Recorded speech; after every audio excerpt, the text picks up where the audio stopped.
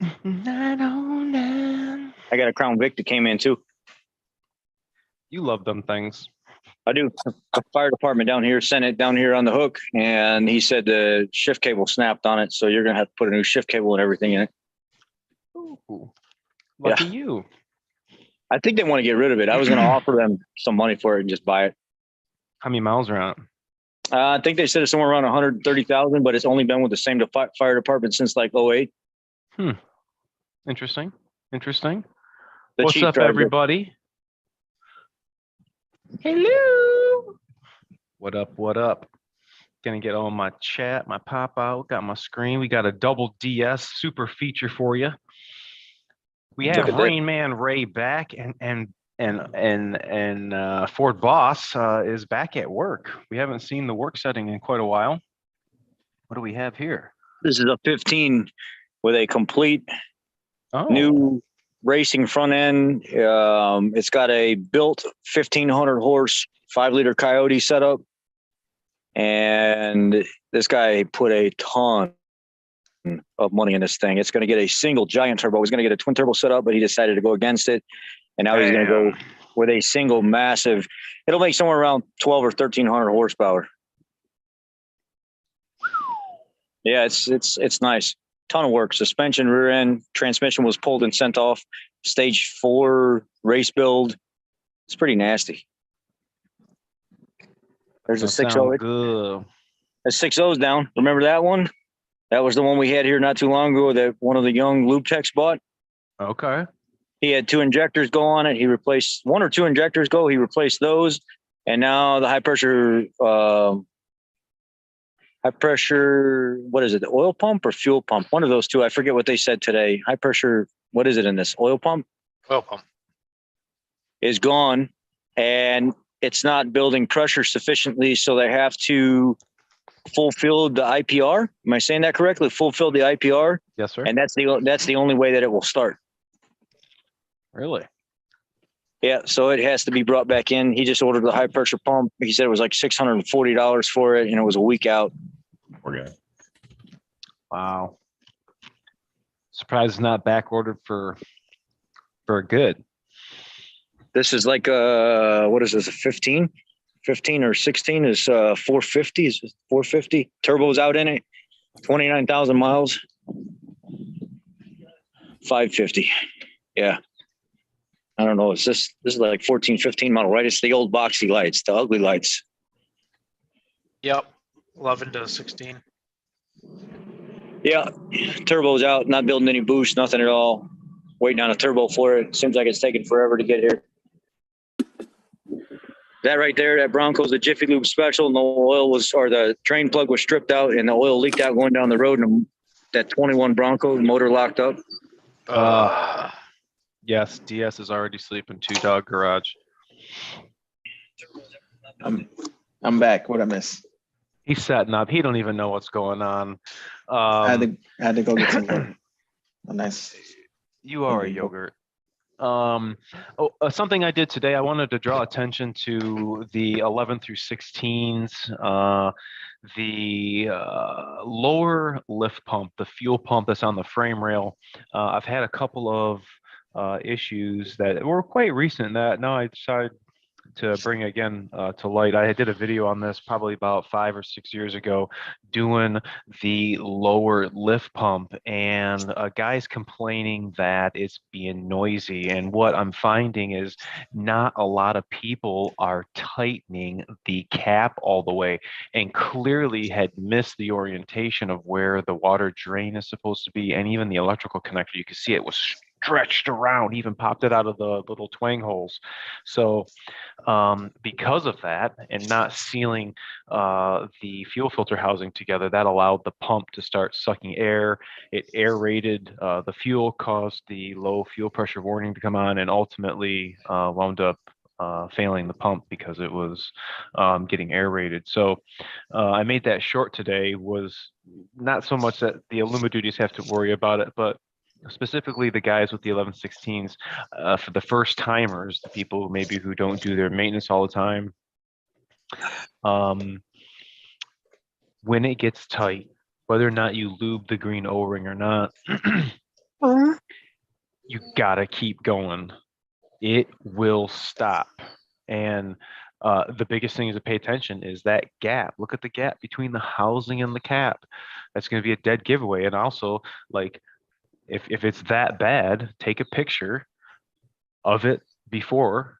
And when you think you're stopped, look at your picture and look at the orientation, because this gentleman clearly didn't have it turned all the way. And I don't know how long he had been driving for, but I wanted to talk about it and let you guys know to be cognitive of, hey, I know it's getting tight. Keep going until it stops. It's not stop when it starts getting tight. So you got to go past that O-ring. Real important.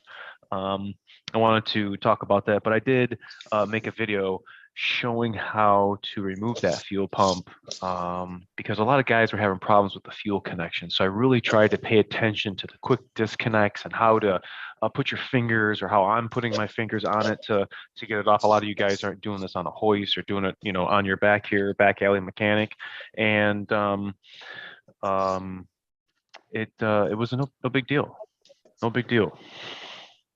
Dylan Allen asks a good question. Says, PT, what is the most common failure you're seeing coming into your Ford dealership on the 6.7 PSD? I would say check engine lights and oil leaks are probably like top two. Coolant leaks, yeah, we get them. Check engine lights, come on. For us, Hey. it's after treatment, oil leaks. The depth system would be after treatment. I think Rain Man Ray pretty much sums it up right now. If he could pretty much just give us a little stand up and put his shirt into the viewing area of the screen. You saw that, did you? This is pretty much what that means. And it's not saying anything bad about the brand. It's just when these check engine lights come on, you're almost forced to come to the dealer. One, because we have the latest technology, but two, you're going to find quality guys like us that are going to get to the bottom of your problem. We're going to figure it out. We're not going to be throwing parts at it like we're going down the spin a wheel of what part to throw on. But I think those would probably be the top two ones. Top two for sure. And then, I mean, with these roads over here, it's almost a given you're going to have two lines. So check engine light, and then front end feels loose. Excuse me. So drag link, track bar, tie rods are all probably blew out. So it's good, probably a good front end rebuild definitely coming in. I recently had my 2006 Lariat stolen and recovered, totaled. I paid $8,000 for the truck a year ago, and I got $16,500 for it from insurance.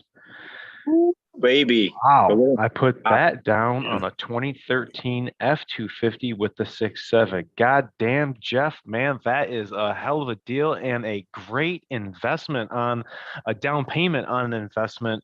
6.0, distant second, my second favorite. Born, raised, lived on. But the 6.7, yeah, without a doubt, take it in a heartbeat. 2013, I would definitely approve of that. Hopefully it doesn't have too many miles on it, and hopefully it was taken care of for you. So that's yeah, definitely a blessing. That's what it's a me to say. Definitely. Good place to plug your kill switch. Yeah, absolutely. Paint flaking off sideboard. Yeah. So we were just talking about sideboard. How many of you guys right now? That's a good question. My coworker and I, we were talking about replacing his dad's running boards. Now these are the factory running boards. He's got a Lariat trim, 21, carbonized gray. So he's got the chrome package and the running boards. Can't remember if it's both sides or just one side. It's starting to bubble, starting to peel. Are you guys having that same occurrence on your running boards? I was cleaning, my daughter was actually cleaning my running boards. Can you believe that? And as I was doing the other side, I noticed right where the black plastic step stuff, it was starting to peel just a little bit. So I think I'm just going to let it go for a little bit until it gets a little more noticeable, and then maybe off them and get some new boards until I got bumper to bumper. So we'll see how that goes. You see that? Did you see that video where that guy was flood moding a Power Stroke? No. Yeah, he unplugged right in this area. He unplugged on the 6.7 Power Strokes right next to the battery over here. There's a gray connector. He unplugs the gray connector back here. It's a 2-pin, really big, I don't know if they're like 6-aught or 8-aught wires. And the guy takes and he used the wrench at first, but he was like, there's nothing. Oh, yeah. I've seen that. Yep. And he flood modes the Power Stroke. He says, that's how I do every one of my oil changes now. Yeah. That actually goes down to the starter. So that's like an inline connector. You can actually, do you have a 6.0 in the shop? Or do you have any? That 6.4? That 6.4 in here, right? 6.4 right here. Yeah. Go over to that 6.4. Let's show the guys something. I'll show you. You can do the same thing to these guys too. And it is also on the 6.0, same spot. So Ford Boss, if you go right here in front of the air cleaner, and between the battery, closer to the fender, see that little cylindrical thing? That is the inline connector down to the starter. So if you were to unplug one of those ends, the end that your finger's on goes down to the starter. The other end is what goes to the ignition switch. So a lot of times right there, if we're checking for power, like we got a truck that's not starting and we don't know if it's a starter, we can disconnect that single pin connector. It's on a 6.0, 6.4, same place. The other big gray connector, that's for our 6.7. That's what he was originally talking about. It's kind of like over here on the side. Yep. But we can take our test light and see, hey, Jimmy, can you turn the key on? Boom. If we have power at that connection, then we know the ignition switch is working and we have power right to this point. Now, what we can do is unhook what he's got right there. Let's see if I can bump it really quick. You take the end of that and go right over to the stud. Show the stud on the positive cable. You go right over to these studs. Look at these studs sticking up perfectly for you. You take that thing and go whoop, and just crank that thing all day long. And it's doing essentially the same thing, except he was doing with a screwdriver, but pretty clever way. It will not start the truck. If you have the key off, you can crank it. It won't start. But if you have the key forward and you go to do this, let's say your ignition switch is bad. Well, if you needed to start your truck, you could turn the key on and start the vehicle that way. Yep. Pull that plug. Yep. And then hit it. Bam. Yep, kind of a workaround. I have done it if I'm outside and it's cold and I'm trying to start the truck and I got the battery charger on or whatever my circumstances. I've had to do some rigmarole like that, or have to use my screwdriver, because sometimes if a 6.0, we don't have the studs. We have the 8 millis holding the side of the cable. So I'll get my pocket screwdriver, stick that in the wire that he just disconnected, and I'll lay my screwdriver on the battery so I can at least make connection and get it to start. So man, you can do so many things with a pocket screwdriver, can't you, Rich? Just pull that pocket screwdriver, I pop this panel out, man, take this off, and the times back. I'll be the times when I need it the most is the times I don't have it in my pocket. Every time. That's how it always is.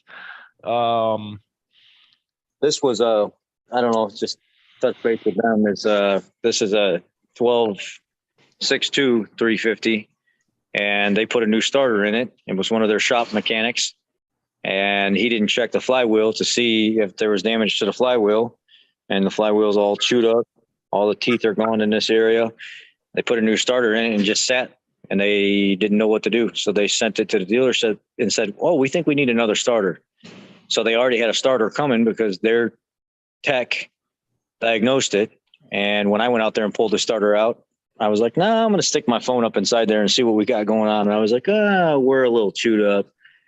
We're going to have to pull a trans, put a flywheel and stuff in it. Now, when I get the trans out, I see one of the seals is leaking here as well. So I'm going to take care of that tomorrow. This is probably the easiest trans that I've ever pulled. This torque shift 2-wheel drive. I mean, this is super easy. An hour, you can have it out, half hour, 45 minutes, do your work, have it all back in if you've done enough of them. We got a good question here. Bear Graham's got kind of a unique,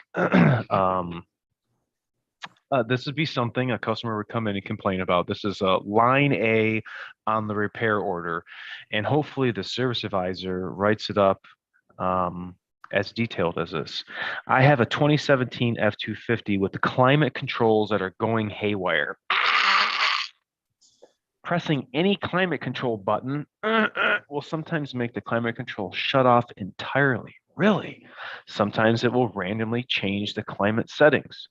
Sometimes it will do nothing at all and the climate controls are stuck. Sometimes the fan speed changes randomly. Sometimes the system works perfectly normal. What? Man. Well, the first thing I would do, Ray would do, Ford Boss, we would be hooking up the diagnostic scan tool. There are some modules in the front display interface control module. We have the HVAC module, and all these things here in the middle have to talk with each other because we're hitting buttons and it's got to do something. And there may be some faults in there. We don't really do updates to the HVAC modules or anything for it to be kind of unless it's on some of the older Ford gassers. Some of the updates like on the edges and some of the Lincoln SUVs, an update would help, but not on these. Typically when something like that's going on, you've got what I do is, since I started talking to you and I picked up one of your habits now, is I will run codes. I'll print them all off so I have them in front of me. I'll key off before I go anywhere, and I'll come out here and I'll disconnect the batteries and I'll hard reset it. And sometimes that hard reset alone is what brings everything back online. It was just a bad traffic jam that was causing everything to act up. And that alone will reset everything. I'll clear it all out, make sure everything's up to date. And if everything's working good and I can see it consistently working good over and over again, it just needed a hard reset. There was too much going on and it caused the traffic issue. Just too much network talk, I guess, huh? Yeah, I mean, it's just, there's a lot going on. And then when you're plugging stuff in and everything else and trying to use multiple apps along with what's going on through the radio and the HVAC controls, and it's just, there's a lot going on with these vehicles now. Sometimes they just need to be cleared out. For being a 17, I haven't really had, I mean, that's good. With stuff like that, the biggest thing that comes to mind, and Ford Boss will agree with me, is around this area we have salt and corrosion. You guys have heard us talk about before on the channel, and we have a lot of snow plow companies, landscape companies that come in, and the troughs are just filled with salt, or once was salt, snow, slush that has since melted and has left this salt and calcium chloride funk, and that starts playing havoc on a lot of our electrical systems. Like we had helped Ford Boss diagnose a what was it, a radio thing, or the cluster was wigging out on that landscaping truck.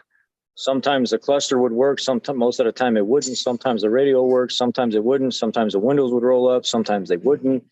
Sometimes the RCM would have faults. It was all of the things that would communicate on that network, which just randomly dropped out. And there was just so much salt, sodium chloride and stuff built up in the kick seal and around the door seals. It got in the connectors. It was corrupting the harness. It was causing communication issues. And the workaround that we did was to do I guess you could say an emergency, let's find out if it's a comm issue or not, was we took the dedicated comm wires that would go from the IPC down to the gateway module, and we snipped those comm wires. We ran our own comm wires, and all of a sudden the IPC came back online like it was brand new, which did confirm that we have a major network issue here, and there was just so much corrosion and salt and stuff in the connectors that it was just it did too much damage. Awful. Just awful. And then That was gross. yeah, you got to rip at that point. The interior has to come out. You're running new harnesses. I pulled the dash out, ran new dash harness. That's the only way to 100% know that you're not putting the customer back in a bad state where they're going to have issues again a week down the road, 2 weeks down the road, and they're dealing with the same thing. You can't just fix one. They agreed that we got to put harnesses in it. We don't want to have to deal with this again. Sometimes the harnesses, unfortunately, are the way to go. And with that, sometimes they're on back order, which can be good and bad. Good for me because I've actually got an 11 through 16. It came in for a no crank, no start. I go out to it and I notice the Prindle, the park, the PRNLD or DL was not lit up. And that tells me right away that I have a communication issue. And a lot of times, not a lot of times, I should say, I've seen a handful of times, the ground, if you guys pay attention under your trucks, on the driver's side of the frame, you have your TCM sitting just as a little flap sitting off of the frame. Directly ahead of that, I note there are two grounds that, I mean, it's no bullshit, like 8 inches away from the module. And I've had one of those grounds get all green and corroded and completely fall off. TCM looms ground, can't communicate to the PCM what gear is in, it's not going to crank. So that wasn't the case. I wound up towing it in, have no communication. The lights are on real dim. What the hell is going on? Battery's stone dead. As soon as I hook up the battery charger, you know, you open the door, open the door, lights on. Okay, everything times off, and then you just see all the lights. Ooh. And they're like barely on. They're on, but they're barely on. And it caught I'm like, is that light on or is it the reflection? Like, you know, the reflector? No, that light is on. So I'm looking at the what up, Barto? Looking at the underside of the engine, and I noticed the trough that runs alongside or in front of the front cover. You guys seen the wiring repairs and the battery lights and all the wiring issues right there. This harness must have ground out on the K member, and I didn't realize it until I went to go look at a bulk connector on the driver's side, and I go to take the 2 millis, the 2 8 millis that go straight up and down right in front of the wheel. You guys know which ones I'm talking about. Well, I hit the one, zip it out. Well, the one that's closest to the frame, when I'm zipping it out, my Milwaukee hits the frame and I see sparks. I'm like, what the? Hold on, let me try this again. Rip it out. Like, it didn't shock me, but I'm grounding out on my, what the fuck? All right, that's when I knew something wasn't right. And then I started upon further inspection. I'm surprised this thing didn't melt down. Like the whole plastic trough, the zip ties, the ground strap. So the ground strap, you guys know, on underneath the passenger foot, on the outside of the frame, you got the it's tethered. Gone. The ones to the cowls, gone. The one to the back in the cylinder head is all about to be gone. Like it shut off and stopped melting. Word to self, to note to self, if you guys go out to your 11 through 16s, passenger side, you're laying up, the crankshaft is right here. If you look on your K member, where the piece of metal that goes underneath your engine, if you look on the passenger side of that, get a foam pool noodle or something and cut that boy open, slice it open like a hot dog bun, and maybe kind of support the harness and isolate it away from the frame, just so one, you're not going to have battery lights on. Seen tons of chafing there. That's Right got to here. be one of, yeah, that This ground one was here- completely gone. Well, this one here is almost broken. It's almost broken all the way through. Look, I'll show you guys real quick so you guys can see. It's not even, it's barely connected. It's on the last few strands of it being connected. These are how these come in here. It's almost broken all the way through. you can see how some of the inner strands right here have already snapped away, and it's just the center part that's connected now. You can see a couple of the frays right here in the back. I don't know. It's all cotton candy to green. It's starting to break in the backside. I can't really get a good, but it's the way this eyelet is. I pull these out and I direct them in a more easy flowing way, where this eyelet is turned down instead of up, and this thing's not going down the road binding up all the time. Yep. So I flip it around down and I clean up the connections and stuff, and I insulate these so they don't happen like that anymore. Those are real big. Even okay, you got anything else in there? You got any gassers? You got any gas jobs with the hoods open down the way a little bit? Let's see here. I'm gonna show big. You guys something else. It doesn't have to be big. What do you got right here? This is a 5.4 getting an engine. Okay, let's see it. You got the harness on it? The harness and everything's out because the new engine's going in, so everything's out of the vehicle. There's the engine right there. Where's the harness at? On the floor? He may have it just laying off to the side right now. Okay, Rich is going to look for this harness. Another right big thing. Okay, Rich, go to the corner of the engine harness here. You'll see the little noise capacitor. One of the other things that is real big you're for talking RFI, about the little square boxes. No, here. I already have one off. What is it? These are super important. The ground strap that he was showing you, that's a super big important one. We even have them going to the cowl, same thing. But another thing that we have, usually more on our gasolines, we don't really have them on the diesels. But on the harnesses, Rich is going to find one. I got one in my box down here. There's, because we have the ignition, we have a lot of KV, we have a lot of engine wiring going through here. This is an RFI suppressor.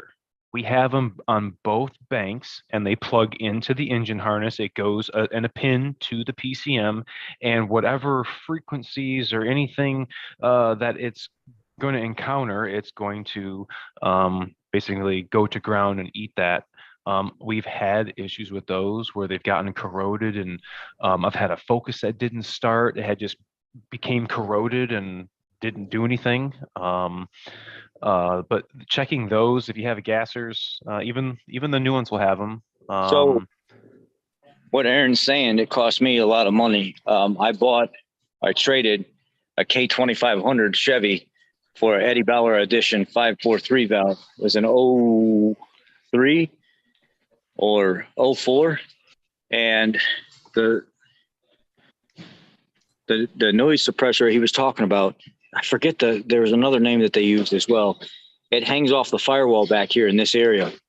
And there's the little wire comes up off of the harness and it goes into it, and it's supposed to mount to the firewall. And there's it goes through the firewall, and whoever worked on it before, they never took it and mounted it back on the firewall. So what ended up happening is it laid right here on this valve cover.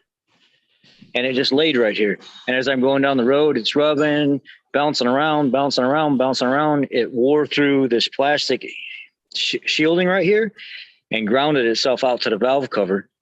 And it blew the gem module. It blew the PCM, wiped out the keys and everything else. So what ended up happening is it would have been $1,700 in modules and keys, and then a couple hours of programming and a couple hours of diag. And I'm thinking to myself, this thing ain't even worth it at that point. This piece of junk is going to blow another 2 plugs. I've already replaced 2 of the plugs. Ain't even worth it. I was like, you know what? Let me call a salvage yard up. And they're like, we'll give you $700 for it. $700, man. It's $700 more in my pocket than what I'm going to be spending if I fix this thing. Come get this damn thing. I'm done with it. I'm done with it. At that point, I had replaced 3 of the spark plugs and put the Ford coils down in them and stuff. And I was like, yeah, I'm done. I ain't playing with this thing no more. Brian C. Welcome, new 6 owner here. 2007 King Ranch crew cab short bed with 156K on the clock. Very nice. Hope it was taken care of. 156 really ain't that bad. I'm assuming it's got some oil leaks. Probably needs a couple of injectors. unless it's had a bunch of stuff already done. Hopefully somebody's done some head studs. Maybe it's got a turbo on it. Injectors are a big thing. It's a reminder for the Huey guys, the stiction eliminator. You guys can double up on our codes. DS has one, DS dash trucks.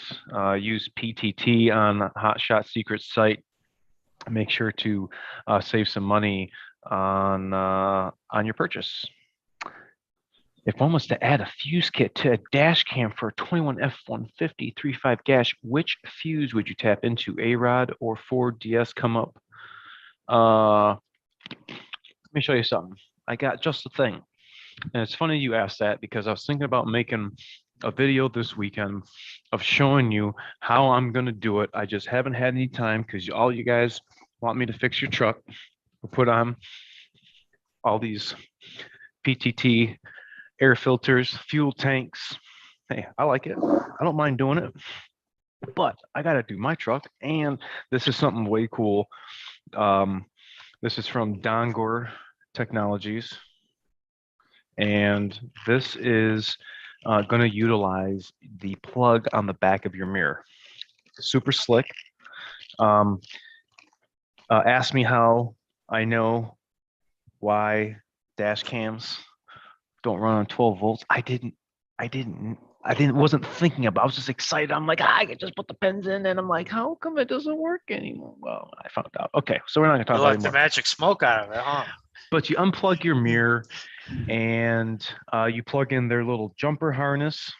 All right, and then you plug your factory harness into here. But what they've done is they've left you a USB plug, and they give you a small little pack of jumpers, depending on what camera connection you got. If you have micro USB or the bigger USB, Type C. Yep. And what I wound up doing currently is I've taken down the plastic shroud that goes right in front of your mirror. The F-150s would have it too. And some of the wires that I have going from my radar detector, there's actually a little void of space in there. So you can kind of, if you have extra wire, you can kind of coil it up in there. But this is what I'm going to do. I'm not going to do the fuse tap. I'm going to use this right here. I'm going to make a video on it. It's going to be for 16 pin select Ford vehicles. So if you have a dimmable mirror on your F-150 or Ford vehicle, you can check this out. This is Dongor Technologies. I found it. I found it on Amazon. So I hope that answers your question. Remember, I have that out there that me and you were talking about as well. That 350, 250, whatever it is that we were talking about the other day with the crank no start that came from another dealership. The one that we were looking at. It's another one of those 11 to 16 deals where I'm going to have to get in there and check the trough, check the seal plates. I was talking to the guy. He watches your channel and he watches mine, and I didn't know he's actually from I think Cary, Illinois. And when I got on the phone with him today and kind of told him where I was, I don't know if I have a security lockout right now. Every once in a while, I'm seeing comm issues and then modules offline and back online. But I also was inspecting all the modules under your dash, and every single one of them are full of corrosion. Every one of them. All the fuse ports have light corrosion and stuff in it. The seal plates have shredded mulch and sunflower seeds just pile up. I'm talking probably 2 or 3 pounds of it in the seal plates, just all up the seal plates, all the way up underneath the module and stuff, where it's been accumulating moisture and people in and out of these vehicles all the time. Landscaping company. And that's going to be another big one for me to figure out and get back on the road with. It could be wiring harnesses. He even acknowledged that he remembers seeing us talk about the wiring harness and stuff like that. That he knows that may be the route we have to go is wiring harnesses and possibly even like a body control module because of how rotten and corroded it is. Now, Ray, I know you may not have a lot of corrosion atmosphere variables down in the Bahamas where you are, but what do you see as your most common whatever vehicle line or make you got coming in, like, is there, do you see under hood wiring that is corroded usually, or do you see ABS sensor wires that are fucked up? Like, what do you see? A lot of what I see when it comes to wiring problems is rodent damage on fuel injector harnesses. We get a lot of that around. Oh, okay. I mean, it's not so much corrosion, but when you're talking about wires, they come in with misfires, or check engine light came on, they had it towed. And a lot of times it ends up being rodents, rats or squirrels that just ate up fuel injectors. They like the injector harnesses for some reason. I've seen it happen on Lexuses, Toyotas, a lot of GMs that really like GM harnesses. That was the same thing just on Bob's the other night. Whenever I left here to go home, Bob ordered the connector for it. Just like Ray said, it was a fuel injector wire. Rodent chewed right through it, and that was causing a cylinder 5 misfire. And I was like, what is up with these fuel injector harnesses that they just love chewing into? I've heard rumors of peanut oil being involved, but soy and peanut oil. Yeah. Is that a for sure thing? Is that what they're making the harness of? Is that a true? The general consensus is there's some kind of soy base in them that rodents like, and that there's some kind of derivative there of something like Ray mentioned, or it's the soy based stuff, and they just chew on them. They chew on them, and it's like cocaine to them or something. Yeah, they chew them off right flush with the connector, right at the injector. right there. They don't leave anything left for you to splice into either. They just no. Cut it off. Why can't you do it further down, guy? I won't be so angry. I know. It was the last one I had was you guys saw it. I did a video on the 6.2, and it ate the throttle body connector right at the end, all 6 wires. And you know what? That was the wire you couldn't get as a pigtail. You had to get the whole harness. Like, get out, get it. My last road one was a Econo line, where they ate the rubber lines for the vacuum. For the vacuum ball. Yeah. That was an expensive one in a motorhome.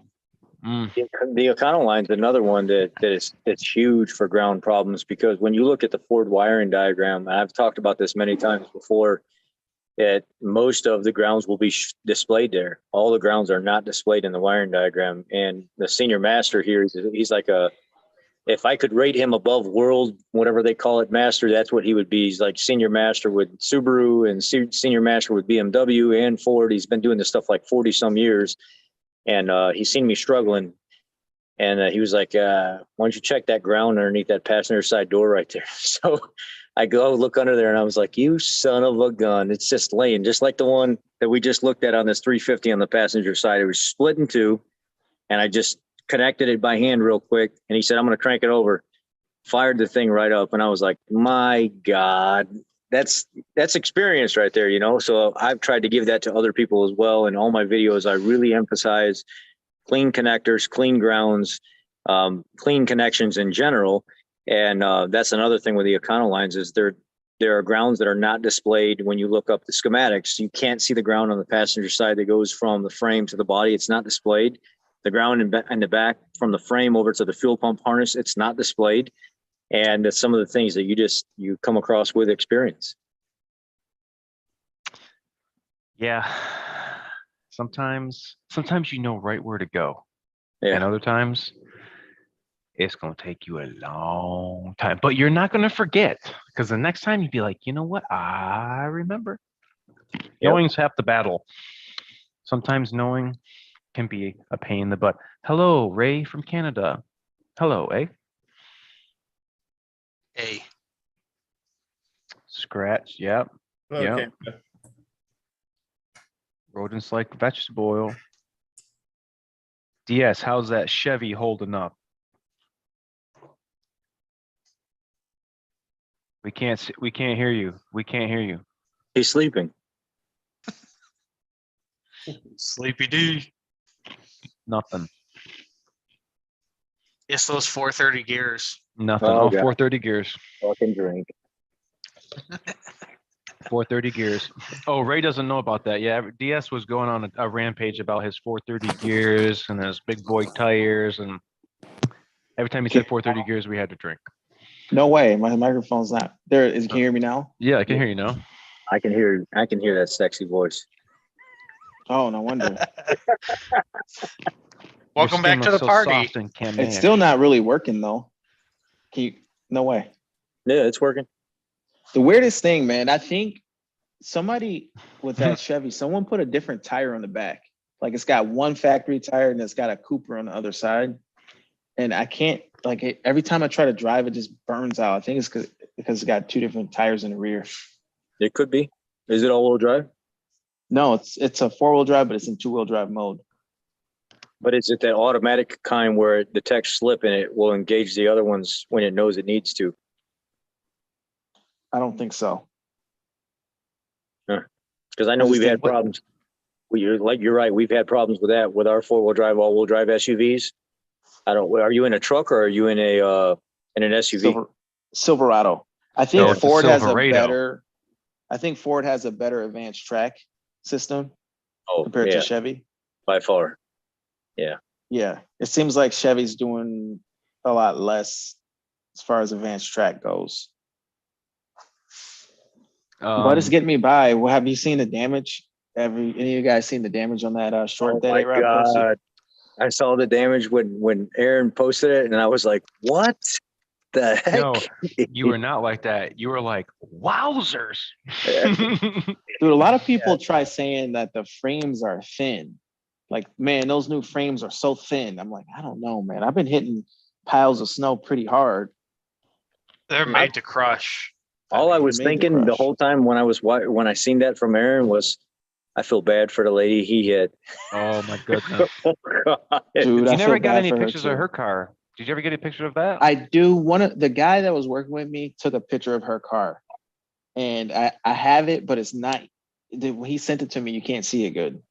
But her car was jacked up. All her airbags went off. She got knocked out of her seat. I didn't feel comfortable taking pictures of her. So people were saying, like, how is it that her Dodge car did better than the F450? It didn't. I just didn't feel comfortable taking pictures. She was just laying there, dude, like not in her seat no more. She wasn't in her seat. She was on a passenger footwell. And I was like, oh yeah, she's dead. The thing that shocked me the most was, she's dead. The thing that shocked me the most was the multiple buckle points in your frame. I was like, wow, that's not a little. And then when you showed how the engine had shifted over like that, I was like, what? I was towing a trailer and it was loaded with probably like 2,000 pounds, but it was a heavy trailer by itself. So the thing probably weighed every bit of 6,000, but it has brakes. You know, at the same time, I don't run those trailer brakes so high that it's like dragging me when I stop. I kind of have it so it feels like when I'm stopping, it feels like nothing's there. Like it feels like the truck would feel before the trailer. I don't want it pushing me. I don't want it dragging me back. Right. But now I've just been, I don't know, I've been a little paranoid, so I got it set so it's dragging me back every time. I've just been paranoid. You know what's going to work when you get back? Or when you get your truck back? What? Your air conditioning. Yeah. Why you say that? Because that's a big thing that we've been doing right now, just because of the temps and just the time of year. AC jobs have been huge right now, and I don't think we've been running out of refrigerant or anything. But it's just when you get an AC job, you wind up, you know, what are you gonna? What is it? Is this thing got a leak? Do I got a compressor problem? How often do you find in that the gap on the clutch and the AC pulley, you got to change the spacer, the shim? Yeah. Do you find that, Rich? Do you have to mess with that? Do you find more leaks? It's like the Super Duties, 11 through 16s. I'll have a leak at the condenser. Huh? Evaporators. Yeah. All day. That's bread and butter. The evaporator for me, it's on the construction trucks or the fleet trucks where they're out here with like these landscaping guys and stuff like that. Mainly the construction guys that sit in the field and they just idle all day. And those evaporators are toast, man. They're just covered with like it looks like it was dipped in a bucket of mud and then pulled back out, set back in the truck. I I did so many evaporators on the phosphate mine trucks down there in Bartow. I've got those down to about 4 hours on a 8-hour ticket. Oh yeah, that's No, great. What's going to happen with mine though? You said something's going to happen to my AC. Yeah, it's gonna be working. It's gonna work. It's gonna be. It was working before. What are you talking about? Well, no, that thing is crunched. That oh, radiator. oh, I think you need more coolant in your radiator, man. I don't know, man. I don't know what was crushed in the front. Just the whole. You should see how bad I showed in the video, or maybe the video that I made, but not what I sent you. Your front tire is pretty hill jacked. So they'll be replacing that front. Like that whole rubber is all taken out and all like. I wonder if they'll do both fronts. I don't know. I think they said they were, but I don't know.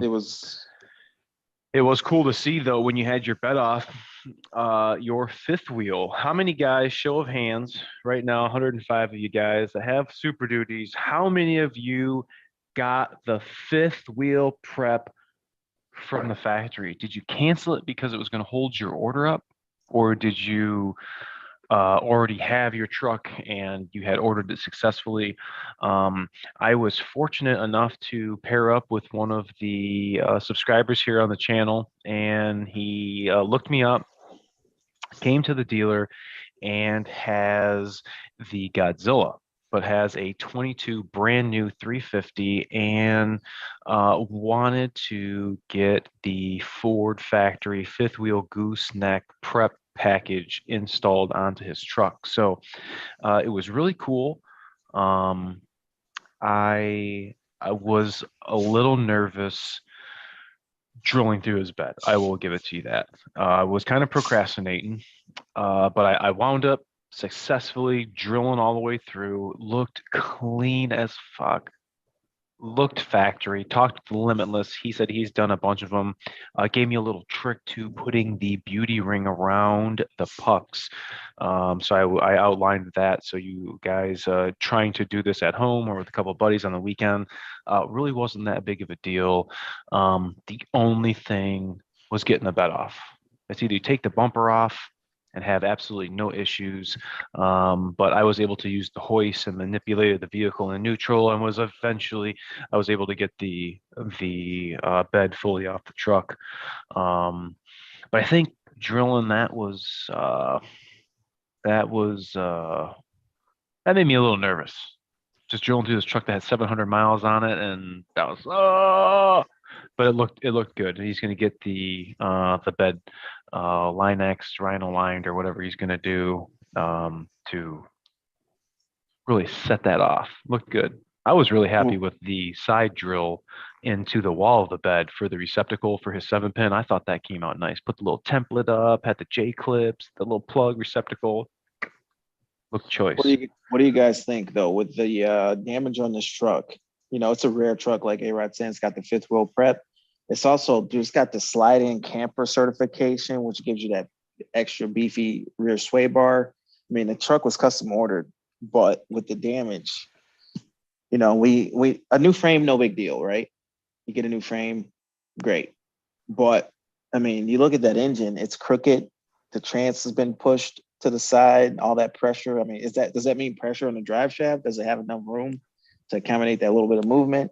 Did anything get pushed? Or we put a hole in the engine. We need a new oil pan. Should I sell? Once it's all done, it's going to be pretty valuable right now. You guys think DS should sell his truck? What are you going to do? Get another 23? Well, I ordered a 22 like 6 months ago, and I just got the message saying that it will be delivered to the dealership soon. Is it a diesel? No, it's not. It's an F350. It's a Godzilla dual alternator battery, but it's an XL. It's not loaded. It's an XL truck. Sell it and get a 600. Ooh. You'll never overload it. I'm going to be putting my first SNS disaster prevention kit on an F600. I'm excited about that. I've never worked on an F600. I don't even know. I know an F650. 600. It's between a 600. Let me look this up. It's between a 550 and a 650. Yeah, I never really. But dude, the That's the one. I think I know what you're talking It's about. got like a 650 frame with the 550 body on it. Mm-hmm. And then some guys daily those too. You'll never overload it. Which is, I wouldn't daily that. I think the 450 is pushing even daily for 450. Right. If a customer came in and wanted, okay, he's got some suspension problems on his pickup, but you give him a quote and you're like, yeah, you need, these shocks and it's gonna keep everything, springs and everything stocked. But then he's like, hey, do you think you can put this rough country lift on it or this Carly suspend? Would you do that, or would you tell him? Yeah, I like that Carly. Hey, I'll do stuff like that. I don't mind it, but they need to leave it with me for a while. I've got regular work that's got to hang out in the corner somewhere, and that's a back burner project. Yeah, so absolutely. Okay. I mean, like a lot of the Silverados, you got to cut part of the frame to get the lift kits to fit. And I'm not doing that in 2 days. That's gonna sit in the corner, and I'll work on that kind of when I feel like it. I got to stew on that for a minute. How am I gonna? Yep. I really like what Carly's doing though with Fords. Carly suspension. Oh yeah, it looked pretty nice. The most I'm not a suspension dude. I'm not lifting my truck. I'm not a big tire dude. I don't like the going down the road. But the nicest ones that I've seen come into the shop that looked clean have been these Carly ones, especially the ones that have the sway bar like relocation arm that's a little closer into the frame. Yeah, it looked really clean. It didn't look factory. Obviously, but it looked clean. It wasn't, gaudy. It looked, what's the word I want to say? Like the parts were machined, nicely. So quality. It's high quality. I'll put it on my truck, and I'm not even a big fan of aftermarket stuff. So, how is the feedback on those S&S kits? Well, buddy, let's just say if I had stock here of them, they'd be gone. Doing them like hotcakes. A great kit to have, I think, on any 6.7. Not for that. My CP4 is gonna fail. It's just if you don't know, it may never happen, but it's good to have a protection device that it's on the truck to help substantiate. If it does fail, we're going to have a less hole in the pocket. You would think, with all the testing that S&S has did and the money they spent to engineer the product and the lines and everything that went into that, you would think Ford Motor Company would want to get on something like that. I'm not looking at we make these pumps and when they go, that's an actual revenue for us. It's let's put this on our vehicles so that our customers, if this happens, we aren't going to have to pay a warranty bill or something that the customer is going to have to pay for. It's like, why wouldn't they want to have something? Why wouldn't we want to have a filter on the return side going back to the tank? Did they not think that that was important?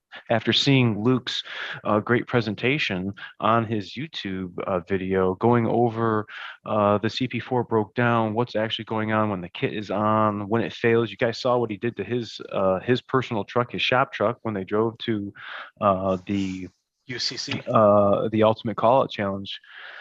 Like, there's no the proof's in the pudding. It's right there. The fact that they drove it and the sound, you guys got to go to their channel and the Facebook page or wherever he had it on. I think it's on their YouTube now. The sound of the high pressure pump when it was running, crazy. You don't hear that in 6.7 at all. So the vehicle is able to keep running because they drove it like 100. They drove it like 100 metal. Yeah, they drove it 160 miles. So under normal circumstances, the metal would take the injectors right out, and that's it. You wouldn't drive it.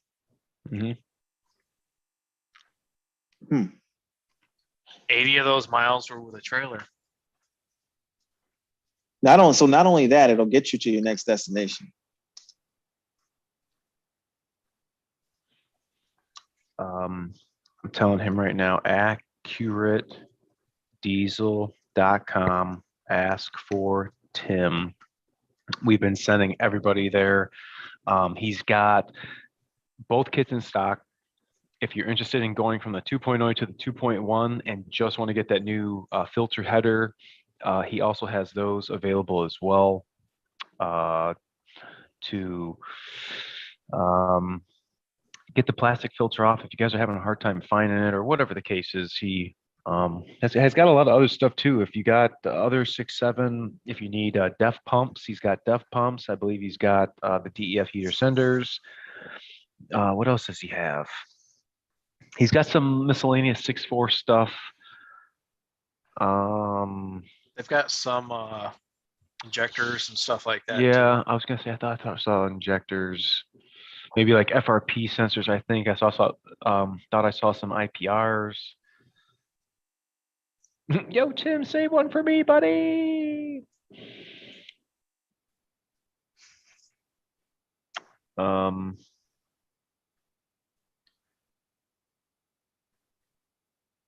Accuracy, super fat. Yeah, absolutely. They definitely surpassed my expectations. 6.4 is old news now. That's right.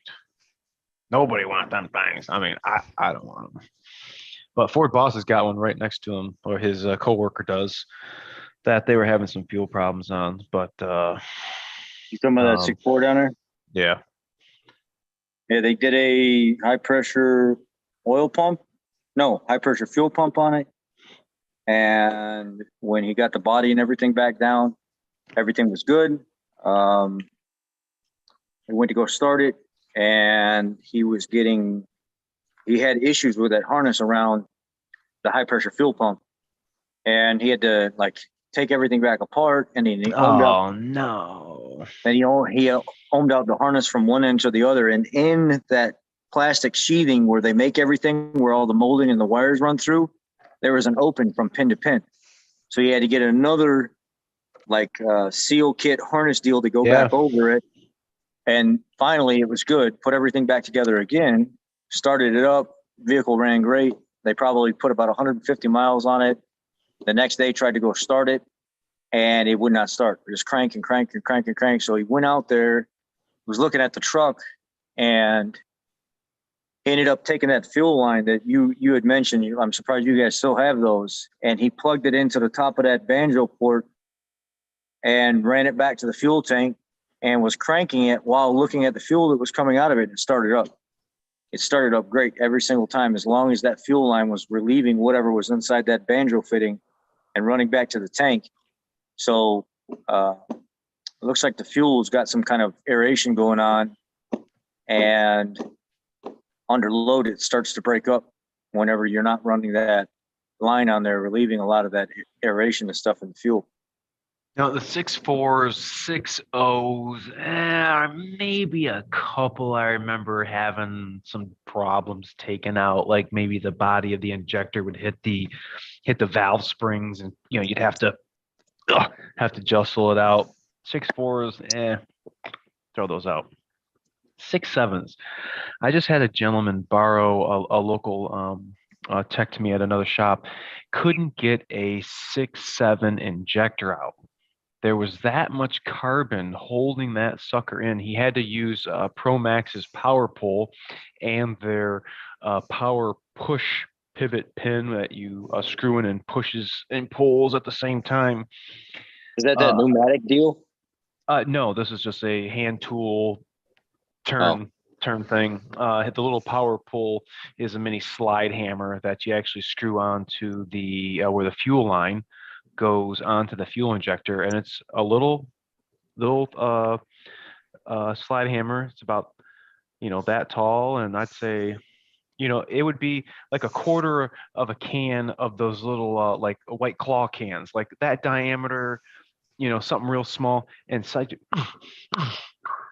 small area, get up against the cowl, can do cylinder number 4, can do cylinder number 8, right against the master cylinder, and ding, ding, ding, ding, ding, ding, ding, ding. But if you can't get that out, there's a little concoction they have that actually goes around the injector where the hold down goes, and when you tighten this bolt, it pushes against the valve cover that they give you a little insert to drop into the hole, and it pushes against the insert so it doesn't damage the valve cover, and you can get the injector out that way. I don't know if you guys out there listening, if you guys have been doing injectors, at home or programming, using Forescan and doing IQAs and doing that stuff at a non-shop location. Have you guys been having problems getting your injectors out? Like you get the bolt out, didn't break, got the hole down, clamp out, and you're like, okay, how come struggling? How are you going to get this out? You finally get it out. Yeah. And then you know what happens? The goddamn copper gasket falls off all the way back down. Whoop. Now you got to finger fiddle this thing out, and you're not going to be using a magnet. So whether you use a piece of dum-dum or, some of us, I'm sure Rayman's you got one of them claws, don't you? Where you, squeeze the thing out.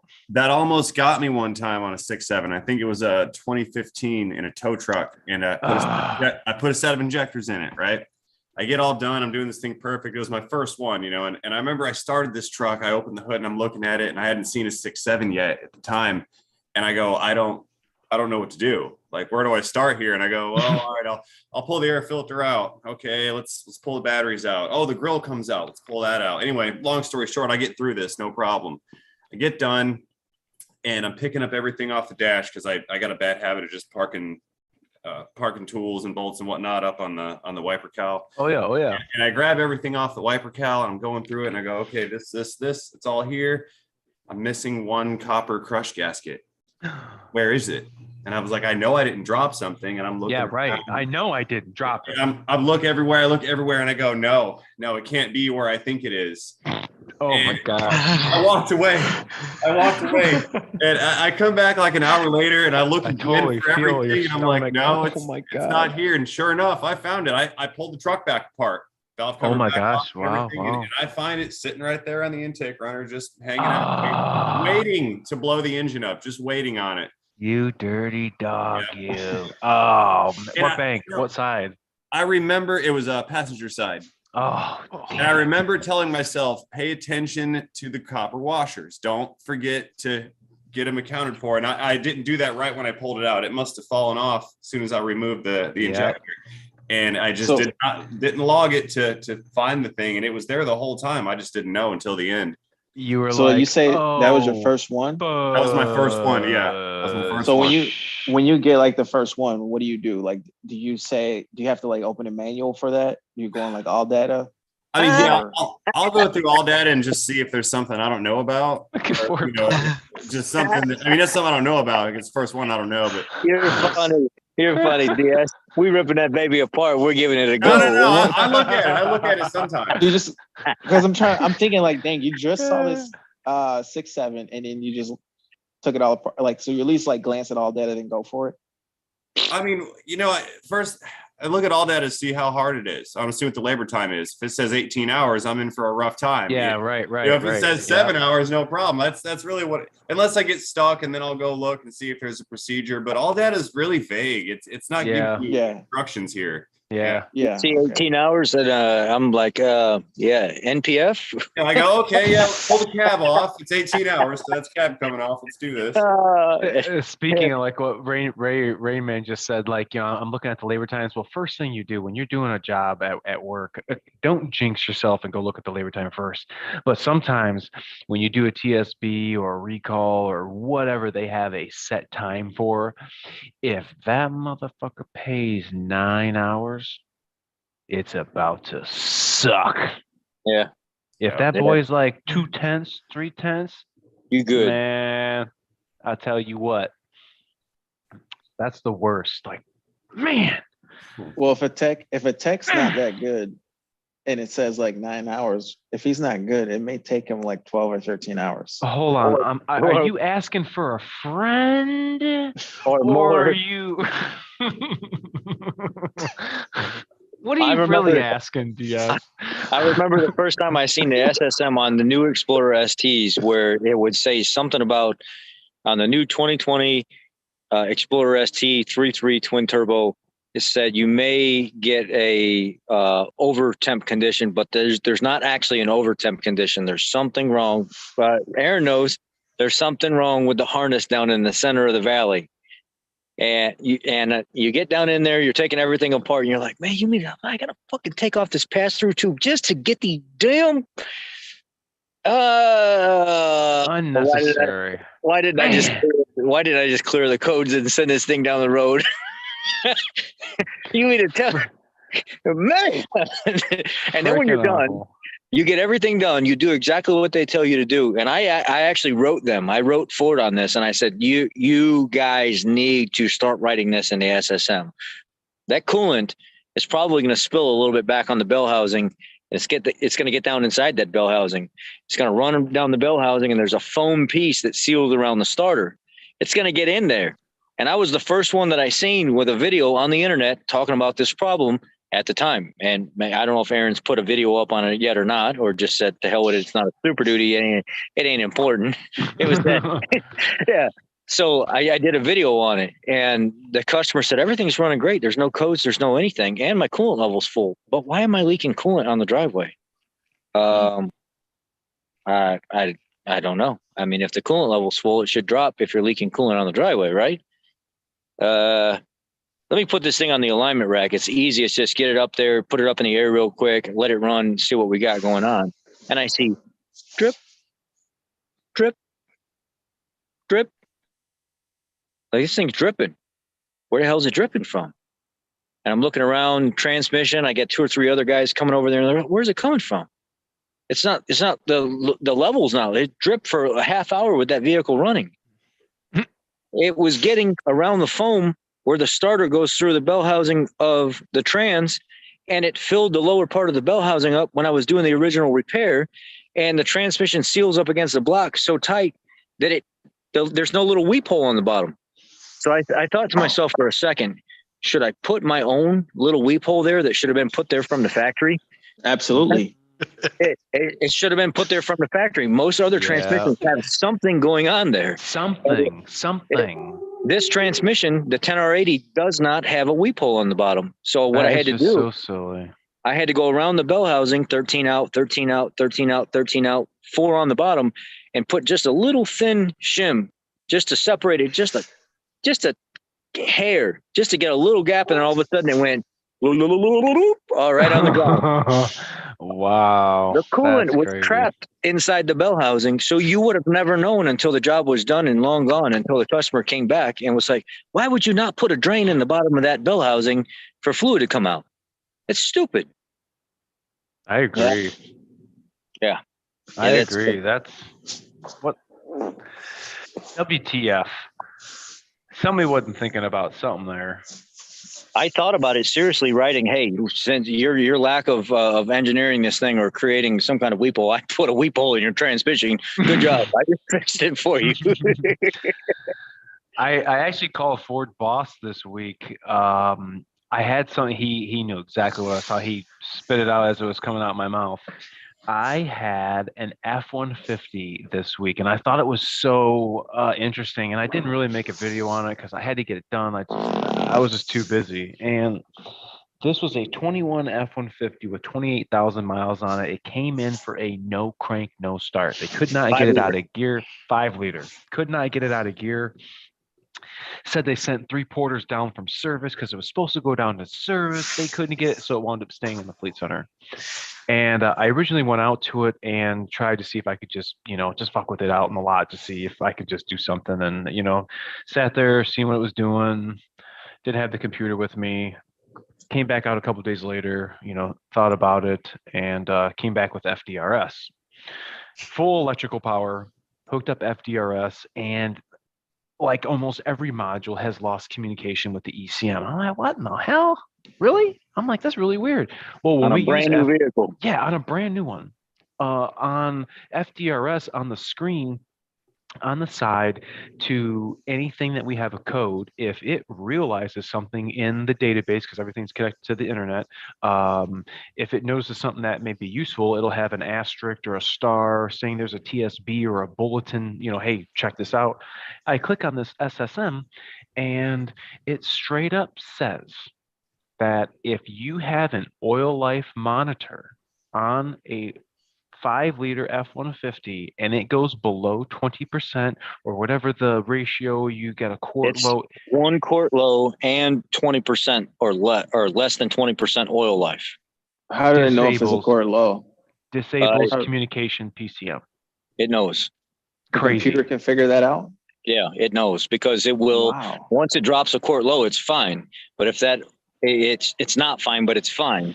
Once the oil life drops 19%, it disables the ECM completely. It was a programming that they put in from the factory that they didn't realize right away was not good programming.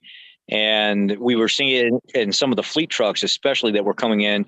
And I had the first one come in and I did a video on it right away. And I was like, what in the heck is going on with this thing? And I start reading through all this stuff. Another tech came out, 30 some year tech. And he was like, man, I'm out. I'm not in this one. You're on your own. I'm not going for the ride on this one. Then he came out later and he's seen it running. And he was like, how'd you do it? And I was like, there's an SSM.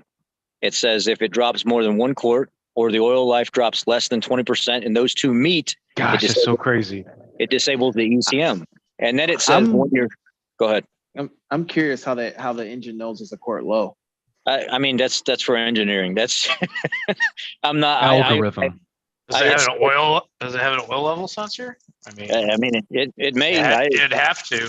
It would have to, yeah, in order for it to know that. But it knew it was less than a quart, or it was more than a quart low, a quarter more low, and it was less than 20%. It was like right at 17% oil life, something like that. And I was like, let me see if I can cheat the system here and just reset the oil life now to that's what I was going to ask. 100% and start the vehicle. So I went through and I reset it to 100%. I think you can even see it in the video where I talked about, hey, I reset the oil life and it still didn't change anything. So those of you out there that are going to try that, probably not going to work for you. Later on, I found many people, technicians that seen my video, said, I followed your video, except I was able to reset the oil life in the parking lot and get the vehicle started to get it back in the shop. And the SSM says that, or TSB, I don't know what it was, a TSB, Aaron? Yeah. Well, it wasn't SSM, but went to a field service action 21B37 that had a outline procedure, and then you told me about the drop down with the special programming that went to the desktop that was just for. So you go to PTS, and then you go to Rotunda.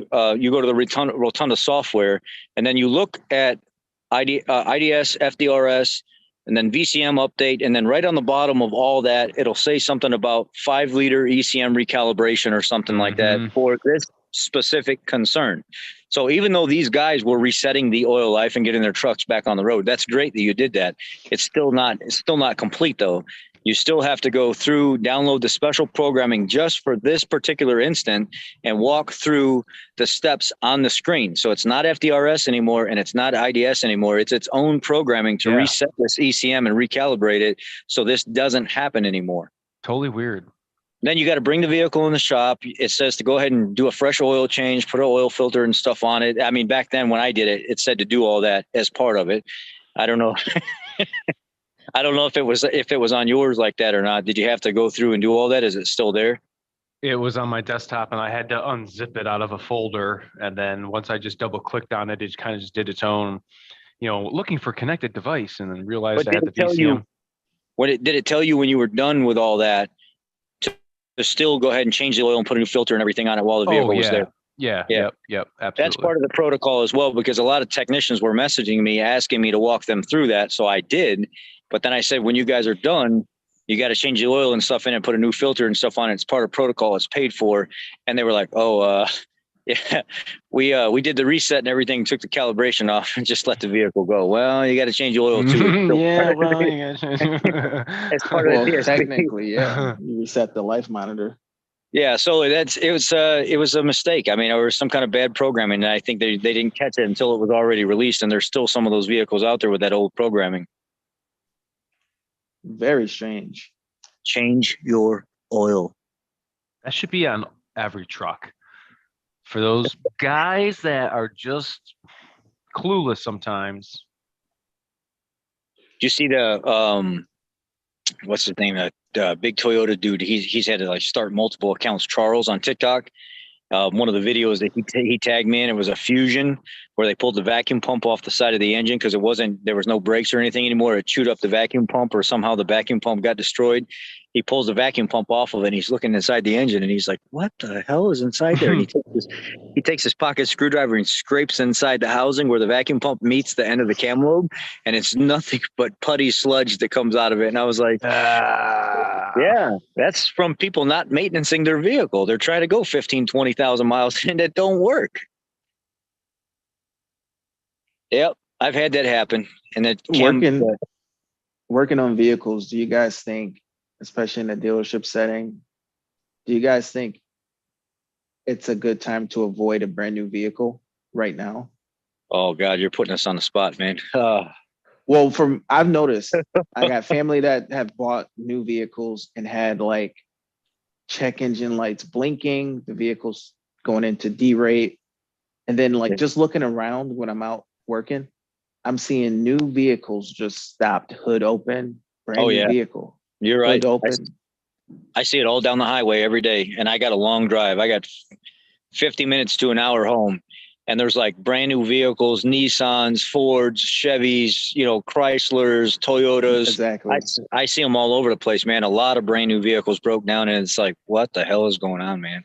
And it's like they're breaking down, but they're not like catastrophic failures where they need to go get crushed. But I was talking to my sister-in-law. She's like, I don't want this car. The engine light's blinking. She's all stranded. And I'm like, you take it in, it's probably something electrical. It could be programming. It could be a module or whatever. It's probably not going to be that big a deal. But it's freaking people out too at the same time. Yeah. Yeah. And I'm thinking, go ahead.